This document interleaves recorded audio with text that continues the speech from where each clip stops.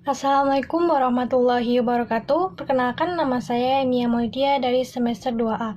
Di sini saya akan mereview materi tugas mata kuliah Hukum Pidana pertemuan ke-10 dengan dosen Profesor Dr. Hendy Nuraini SHMH dan asisten dosen Dr. Muhammad Rendi Aryandani SHMH. Pembahasan kali ini yaitu sudah memasuki bab 6 mengenai kesalahan atau pertanggungjawaban pidana.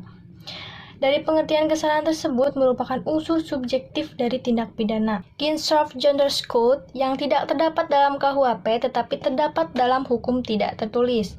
Kesalahan adalah keseluruhan syarat yang memberi dasar untuk adanya pencelaan pribadi terhadap perbuatan pelaku tindak pidana.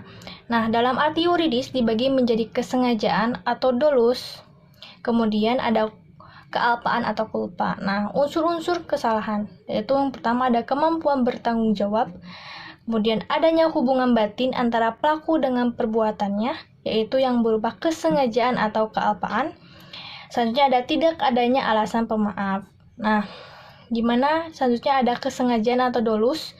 Nah, di dalam KUHP tidak ada definisi tentang kesengajaan, tetapi dalam MVT kesengajaan diartikan dengan menghendaki dan mengetahui, yaitu disebut oleh Whelan and Wheaton. Jadi dikatakan sengaja apabila pelaku menghendaki apa yang dilakukannya dan mengetahui perbuatan yang akan dilakukannya, yaitu atas dasar itu pelaku mempunyai kehendak untuk mewujudkan will theory, unsur-unsur dari rumusan undang-undang.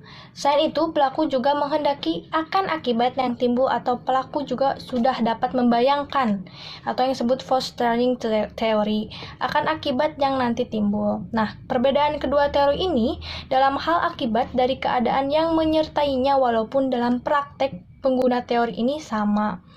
Selanjutnya ada corak atau bentuk kesengajaan. Yang pertama ada kesengajaan dengan maksud atau bertujuan, yaitu untuk mencapai tujuan, yaitu bentuk kesengajaan yang paling sederhana, di mana perbuatan pelaku ditujukan untuk menimbulkan perbuatan yang dilarang, dan pelaku menghendaki perbuatan tersebut beserta akibatnya.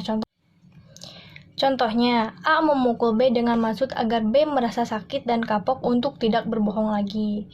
Kemudian selanjutnya ada kesengajaan dengan sadar atau kepastian.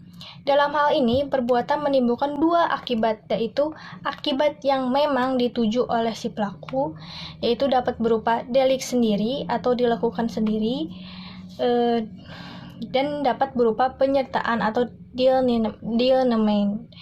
B. Akibat yang tidak dikehendaki, tetapi merupakan keharusan dalam mencapai tujuan, sehingga akibat ini pasti terjadi atau timbul.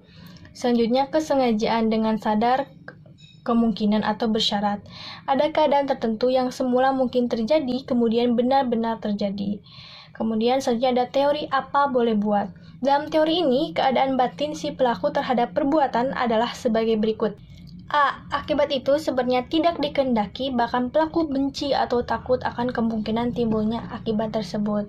B. Akan tetapi meskipun demikian ia menghendakinya, namun apabila keadaan atau akibat itu timbul, apa boleh buat? Hak kita diterima juga. Ini berarti pelaku berani memikul resiko. Sekian dari saya. Wassalamualaikum warahmatullahi wabarakatuh.